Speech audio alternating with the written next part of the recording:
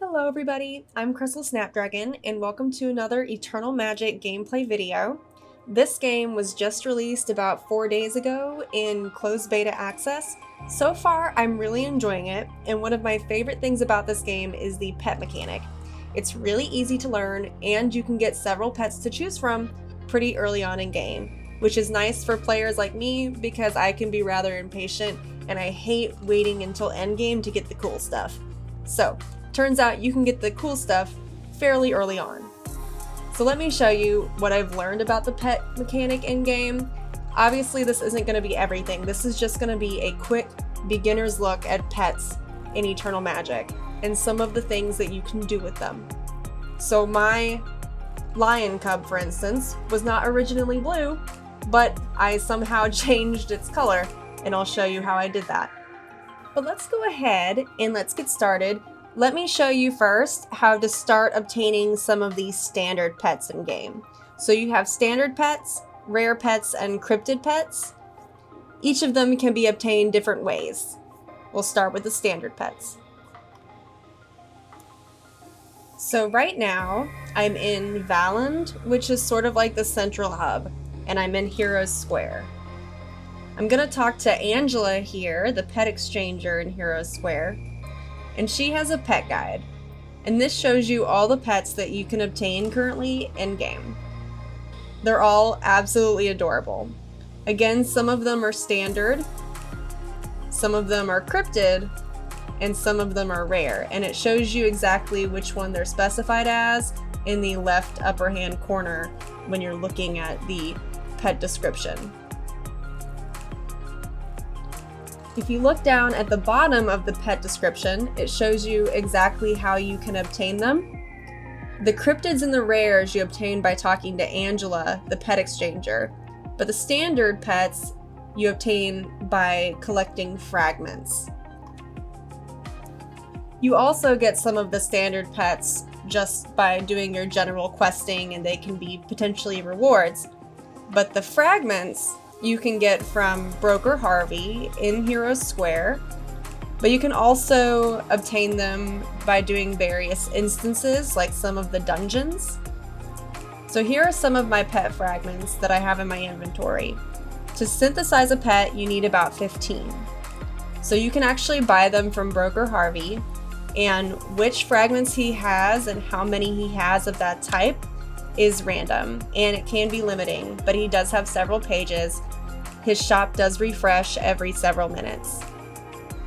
So you can just buy 15 pet fragments and synthesize a pet pretty easily. So I have 15 green turtle fragments.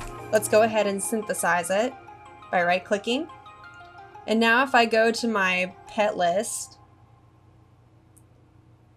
I can now see him down at the bottom. He's so cute! So you can only have 5 summonable pets at a time, and you can only have 1 active in game at a time as your companion.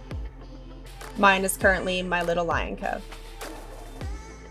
Each pet has a various number of abilities they can use, and you can teach them more abilities by using skill books, which you can obtain from them all. I'll show you that later.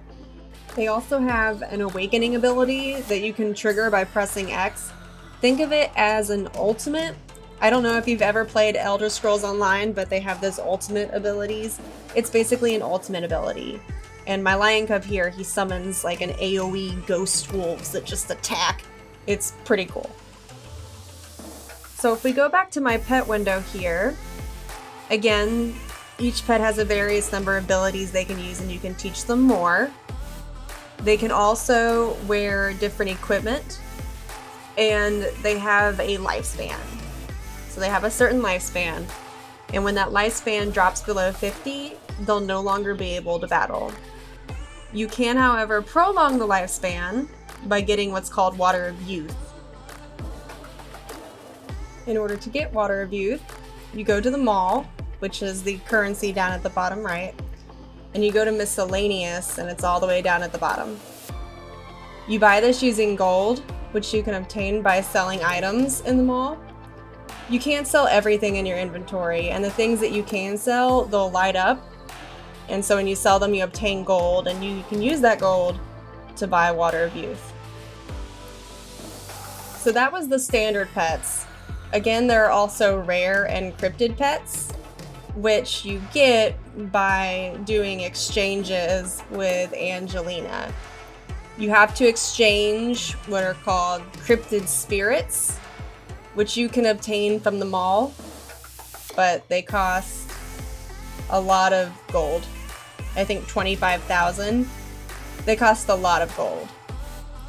But this is how you would obtain cryptid and rare pets outside of quest rewards and achievements.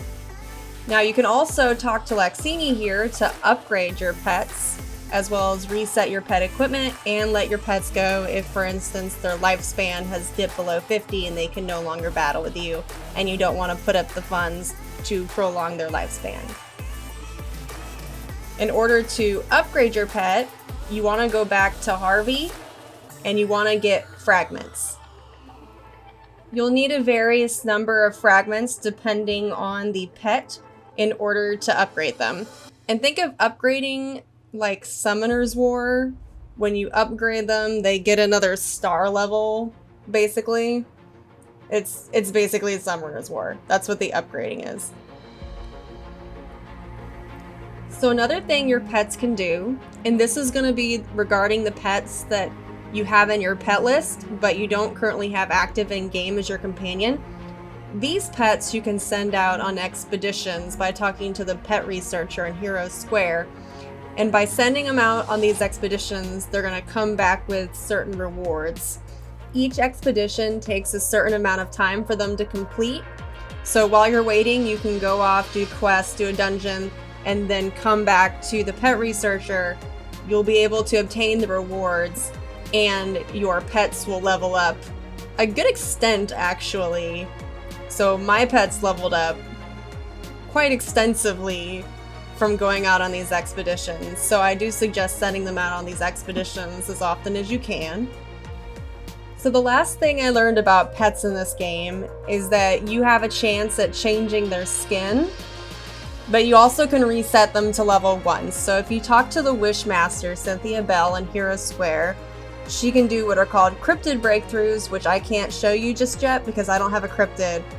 But for your standard normal pets, if you get 5 stones of prayer from the shop using the shop currency, which I believe is pronounced Deliers, then you can say a prayer to Cynthia Bell, and it's going to reset their skills, it's going to reset their level, but it also can change their skin. So this is how I went from having a standard lion cub to an adorable blue lion cub. So think before you do this, obviously.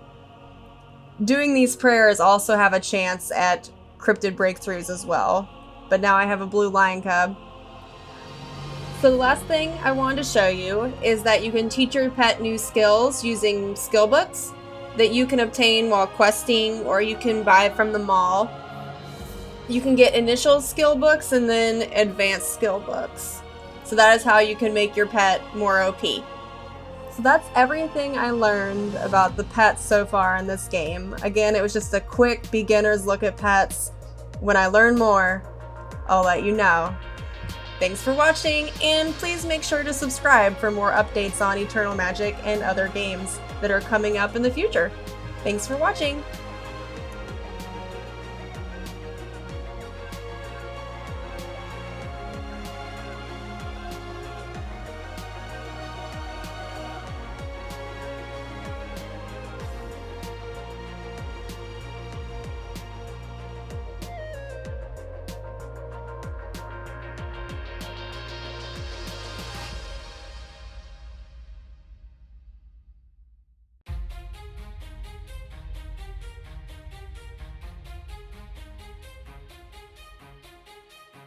We can shine in a crowd, we never hesitate. Let us rise to the clouds. We got nothing to lose, I know the time is right. Let us light up the fuse. And I know